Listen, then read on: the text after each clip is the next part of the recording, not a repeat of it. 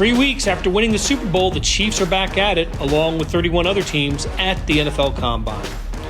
Welcome to SportsBeat KC, the Kansas City Star's daily sports podcast presented by Big O Tires. It's Monday, February 24th, and I'm Blair Kerkhoff. Chiefs beat writers Herbie Teope and Sam McDowell are en route to the Combine in Indianapolis. That's where NFL coaches and officials will scout, test, interview, and observe more than 300 prospects. It's become such a popular event that much of the action, the workouts, will be televised by the NFL Network in prime time. Herbie and Sam are there to report and write about the event, but before heading out, they stop by the SportsBeat KC studio for a preview. Here are Herbie and Sam. We're here with Herbie Teope and Sam McDowell before they hop in a car together here from downtown Kansas City and pointed east on Interstate 70, not stopping until they reach Indianapolis and the NFL Combine. I can't thank you guys enough for stopping in before you hit the road. Herbie and Sam, what are you looking forward to most, not from the Combine, but spending 7.5, 8 hours together in the car? Just a constant smell of smoke. Yeah. It'll be like family vacation. That's the way I see it. You know, we might have to take some detours. Our group text is going to get a lot of complaints. Blair, you, Vahe, and Melly should just be ready for constant updates, probably. But you know, we're not going to be alone. You know who else is going with us? Matt Derrick. How about I thought you knew that. that. Oh, that's terrific. So does this count as shotgun? Yeah, Sam called shotgun. Well, I'm sure that you'll have a ball in the car on the way. After all, you shared a house for 8 days in Miami just earlier days? this month. I thought it was like 10 days. It seemed like 20. There were witnesses there, though. You guys are heading to the NFL Combine, and look, Chiefs fans have been in tune with the Combine as long as there has been a Combine, but maybe it's a little bit different feeling this year with the Chiefs coming off the Super Bowl victory. Herbie, let me ask you, just take us through a Cliff's Notes version of what the Combine is, why it exists, and what are the Chiefs hoping to get out of it? Well, the Combine first came into existence because it allowed teams to meet prospects and the all-important medical evaluations. Forget all the TV glamour you see with workouts. That's not what the Combine is about. The Combine is designed for teams to get to know players in formal interviews and medical evaluations, because they don't prod them during the college football season. And this is an important tool for the draft. This is all part of the draft evaluation process. Did I just say evaluation process? Oh, my goodness. But that's basically what it is. You will get a lot of, Sam McDowell ran a 4.24. But you know what? I always go back to Herm Edwards, when the first Combine I covered, when he was the head coach here. And he said, hey, this is a football pageant. That's all it is. It's a beauty pageant. You see a lot of players running around in shorts and T-shirts. We already know what they can do because of the tape. The workouts just reinforce what you see on the tape. So there aren't going to be that many draft decisions that are going to be changed because of what a player does with a drill. It's all about the formal interview process and medical evaluations. I thought it was a 4.23, Sam, by the way. I thought you ran a tick faster than what you got credit for. Let's establish not every NFL draft prospect is at the Combine. Correct. What's the total numbers? It's in the neighborhood of 300 or so? Yeah, last year there were 333. My understanding is it's 330 plus again. But just because a player doesn't get invited to the Combine doesn't mean he won't get drafted. Because as Dane Brugler likes to always point out, he's a former NFL draft analyst for DraftScout.com, and now he's with The Athletic. He always points out every year in the draft there's 100 players that get selected by a team that were not invited to the Combine. So you don't have to always say, oh, these guys they're draftable. Not all the time. Well, and I think one of the cool things to me about the Combine is not only do you see players from Clemson and Alabama and Oklahoma and Notre Dame, Ohio State, but also you catch the occasional Northwest Missouri State guy there, the Pittsburgh State guy, Washburn. I mean, guys that look, there's tape on them too, but the Combine does give them an opportunity to talk to NFL, scouts and NFL personnel. Yeah, the key thing with the interview process, and this is where a lot of people always get confused, you have two types of interviews. You have your informal interviews and the formal. The formal interviews by NFL regulations, and they changed it this year. In years past, it used to be 60 formal interviews. That means a team can only have 60 formal interviews of the 300-plus prospects that are there. This year, it's 45. And the reason why it's 45, and they gave them 18 minutes as opposed to 15 minutes, is because the NFL, being what they are, they're a runaway cash cow, they decided to move the workouts, which used to televise during the day, it's now prime time. And that's now going to take away time for teams to meet with players. So they had to be selective before, meeting with 60. They're going to have to be ultra selective now, meeting with 45. Describe to us, though, because you've been covering this for over a decade now, what the difference between formal and an informal interview is. A formal interview could be if a team bumps into Blair Kerkhoff, quarterback from Purdue University. If I happen to see you walking in the hallway and we start talking, that's an informal interview. A formal interview is set up with the player and his agent, and they meet with coaching staff, general managers in the hotel room. That would be considered a formal interview. And that actually extends after the combine is over, after pro days are over, and before the draft, because the team can bring in 30 players for interviews as well. They just can't work them out. I wish I knew off the top of my head somebody who flunked an interview, whose career may have been derailed because of a bad interview. I imagine it's happened. We hear about Wonderlic scores having, hurting players. We hear about a lot of weird, even borderline inappropriate questions asked about these guys at these interviews. That's kind of what has stuck out to me over the past 4 or 5 years, especially. But here's the thing about formal interviews, and there is some value in figuring out who the Chiefs talk to or whom a team talks to, because I remember before I left this beat, Therese Paylor, good friend of ours, we used to always monitor who did the Chiefs talk to at the combine, and sure enough, they showed up somehow. They got drafted, because the Chiefs are getting to know the player. Yes, they can talk to a lot of players, but if they're showing interest in a player in Indianapolis, they're on the radar. I mean, there's hardly, you can't really dispute that. They're on the radar.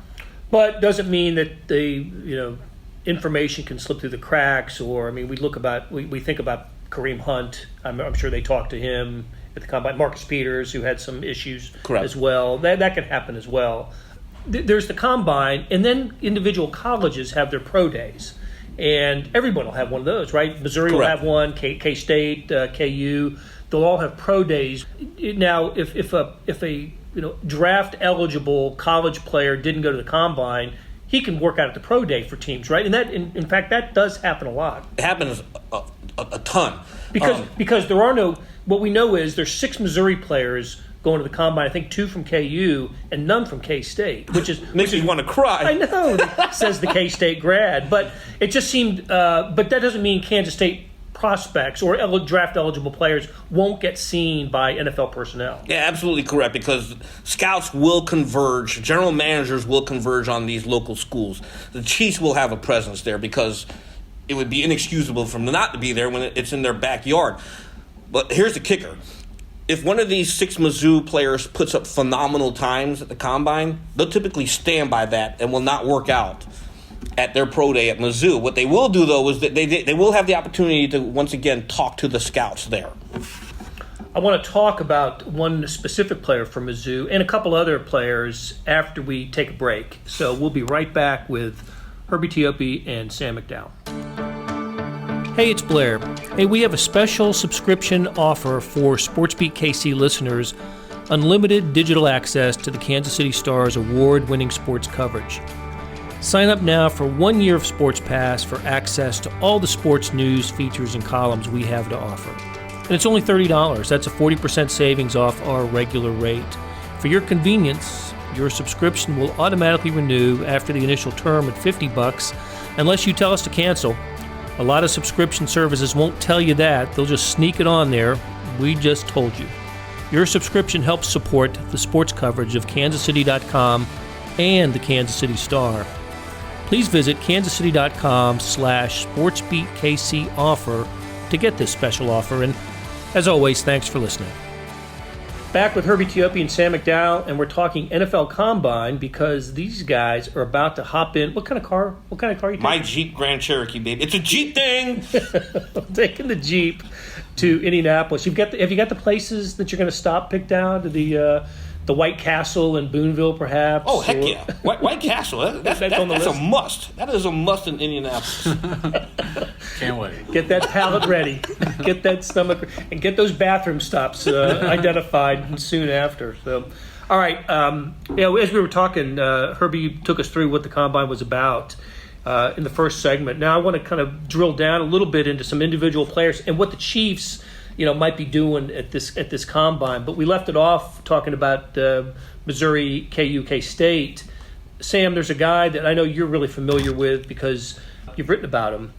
Missouri linebacker Cale Garrett is going to be at the Combine. This strikes me as an important event for him because he missed the final 6 or 7 games. Because of his injury. But what's funny about him, and the story I wrote about him that you and I were discussing before we started recording, I covered him in high school. That was my last year covering high school. It was his senior year at Kearney. And he didn't have much college interest. He was going to Navy, but he only had, I think, maybe 2 or 3 total offers. And it wasn't until 3 or 4 days before signing day that Mizzou finally shows interest in him. He had been told he was too slow to play linebacker at the college level. He has a phenomenal college career, especially given that. Heck, he was playing as a freshman there. And now 4 years later, we're talking about him at an NFL Combine. I still, because of what I just said about maybe some colleges not being interested, I'm most interested to see what he runs in the 40. But he's a really strong kid. He was a state qualifier in wrestling. So I think the other drills he could do pretty well in, especially the drill that apparently now is going to be on primetime with the bench press. Which, God, if you're sitting in front of your TV watching guys bench press. Imagine paying to watch it, though. So wait a second. People pay to watch the Combine? Oh, yes. In attendance, yeah. Yeah. The NFL opened up fan observation, I think, maybe 3 years ago. Yeah, so you will see, and Sam will see this, because as we're walking through the convention center, you'll have long lines of people waiting to get in there to watch workouts. It's impressive, but at the same time, I don't think I would pay money to watch. I know I would not. Well, and get back to Garrett here. I mean, we saw the value of him to Missouri this year when he suffered his injury. I think it was against Troy. I think it was in a non-conference game. He finished the game. Finished the game, and Missouri ended up beating, I think, Ole Miss the next week, and then didn't win again. The defense wasn't the same. Wasn't the same. They lost 5 in a row before beating Arkansas in the season finale, costing Barry Odom his job. Right. That's how good Cale Garrett is, and that's how much Missouri missed this guy. It's to me, he's going to stand out probably more on his game film than he is in a Combine-like atmosphere because of what we've already talked about with the athleticism and potentially the speed. But he's a guy with great instincts, a guy that knows the game extremely well, really smart kid. And I think maybe he's a guy that slips further than what he should, and then somebody, once they have him in-house, realizes that there's more value there than what they thought. I think for him especially, remember, prior to taking the break, we talked about the medicals. It's going to be especially important for him because that's a good point. When they start poking and prodding at him, and if he checks out 100%, his value will go up. Same with Tua, the quarterback that, we're not interested in particularly because he's I'll tell you They're what. Probably set at quarterback. Yes, but if he ends up being drafted by the Dolphins, which is all the speculation, the Chiefs and the Dolphins play each other next season. So, sure. But anyway, there's another player I want to talk about, another local product who is just to me a fascinating player, and anybody who watches college football knows Isaiah Simmons. Yeah. And Butkus Award winner this year, Olathe North graduate. Clemson national champion 2 years ago, was in the national championship game this year. He is an incredible athlete. Yeah. He is a 5-position player. He plays all 3 linebacker positions, safety and corner. He has done it all. He is the to me, the future of that position possibly in the NFL, and didn't go to college around here. Ended up helping Clemson, like I said. Really heavily recruited by the colleges around here. What, really?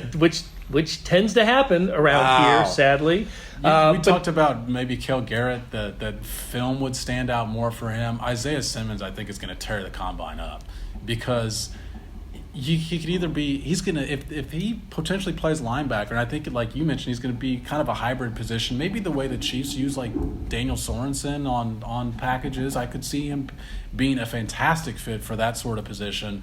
But if he's qualified as a linebacker, he'll run the fastest 40 time for any linebackers. I mean, I remember that kid as a track athlete here in Kansas City senior year, and he was unbelievable.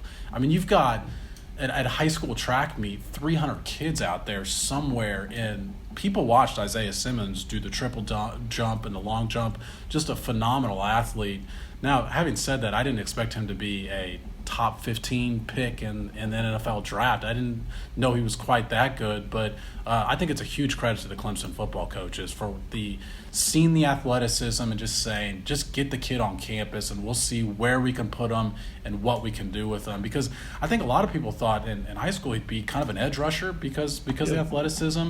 And somehow that's not one of the 5 positions that he does play. But I think he's going to be a fantastic NFL player because if he doesn't fit in one spot, you'll find a spot for him somewhere else. One of the handful of Clemson players who's from either Missouri or Kansas that I give Brent Venables full credit for, Clemson defensive coordinator, former K-State linebacker and assistant coach under Bill Snyder. So, that's a story I'm really looking forward to reading that I know you guys are going to pursue at the Combine. How about the Chiefs? What are the Chiefs looking for? Can we start to tie this to what positions maybe should Chiefs fans pay attention to? Players at certain positions should Chiefs fans pay attention to as they pop their popcorn and crack open one and sit down in prime time to watch the guys bench press. Watch the bench press. For me, there's 4 primary groups. I think we'll start with defensive line, linebacker, cornerback, and wide receiver.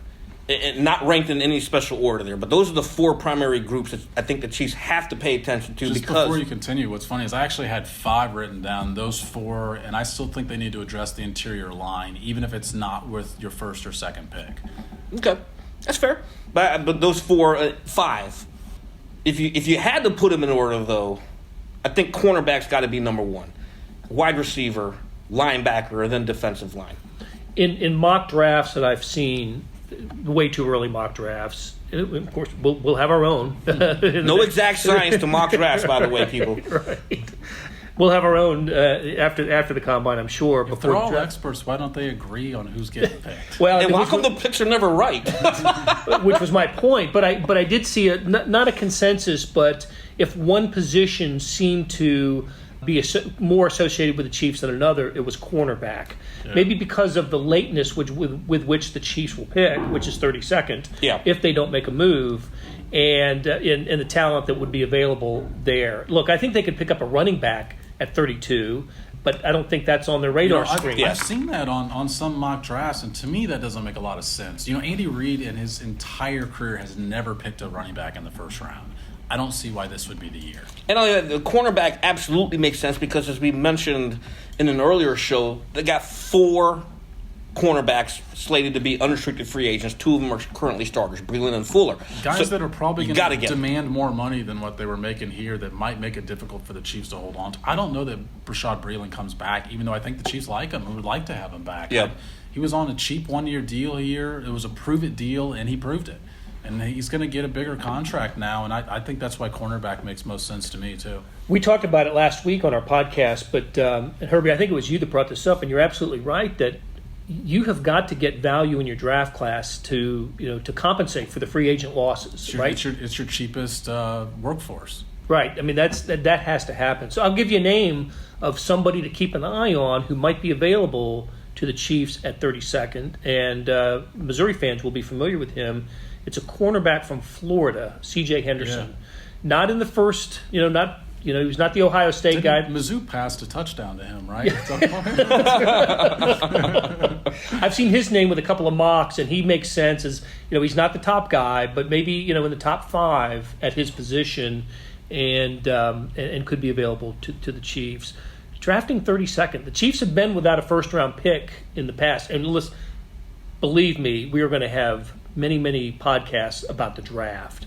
But the fact that the Chiefs are going to pick 32nd, they can't go shopping at the top of the prospect list, right? But I think what they can do at 32nd, take a page right out of the New England Patriots book. Trade that pick and accumulate more picks later on in the draft, because as we've mentioned, with so many free agents, and you're going to need to find quality replacements.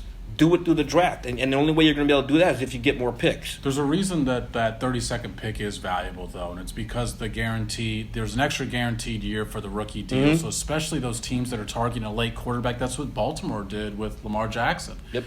That pick could have some value, some trade value. So I agree with Herbie. They had 2 second-round picks last year, and they both really worked out. They had Juan Thornhill and McCole Hardman. Without a first-round pick last year, they got 2 good players there. To me, that's the sort of package they should be looking for. Now that you mention it, they got incredible value with those 2 guys. Those 2, Thornhill, I saw him on some all-rookie teams, and we know McCole Hardman is a Pro Bowler as a return specialist. Yeah. So that's as you start to accumulate the reasons why the Chiefs won the Super Bowl, one of them was they drafted well, and those first two picks contributed in a big way to the Chiefs. When you look at the Chiefs' recent history, and I mean just over maybe the last 5 years or so, they've gotten a lot of value out of second-round picks. I mean, Chris Jones was another second-round pick, and now we're sitting here talking about him getting franchise tagged and how much money can he demand. So just because they don't have one of these first 31 picks doesn't mean that they can't get a Pro Bowl caliber player. And a lot of players that are selected in the first round, some general managers around the league don't even have those players assigned a first-round grade. So it doesn't necessarily mean they're the cream of the crop. A lot of players will slide. It happens every year. That's another good point. They could potentially get their 20th guy on their board at 32. Maybe there's 12 other guys that, there's going to be quarterbacks taken in this draft. Chiefs aren't going to have these guys on their board. They're not going to be interested in the Joe Burrows and Tuas of the world. So there's going to be other positions drafted. Now, cornerback, as Herbie mentioned, with the pass-heavy way of the NFL these days, cornerback is a sought-after position by every NFL team. You can't have enough cornerbacks. So we all have identified that as potentially their biggest need, and that's going to be a position where, like you mentioned, Blair, that guy might be the fifth best cornerback. They're not going to be getting one of the 3 or 4, I don't think, best in this draft. All right, Herbie, how long does this combine last? It starts Tuesday, and it'll run through the following Monday. Okay, man, that's a long time. It is a long time. It's like a Super Bowl. It is a Super Bowl. You guys getting a house together?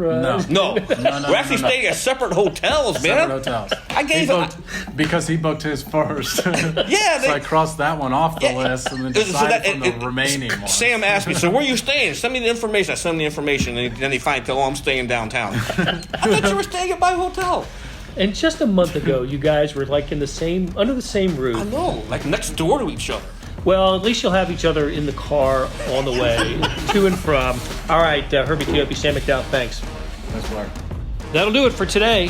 Thanks to the group that puts together SportsBeat KC, Derek Donovan, Savannah Smith, Beth Welsh, Chris Pickett, and Randy Mason. And thanks to Herbie Teope and Sam McDowell for stopping by. If you like what you heard, please leave a comment and a like. Those help. We'll be back Tuesday for another episode of SportsBeat KC, where we talk sports in Kansas City every day.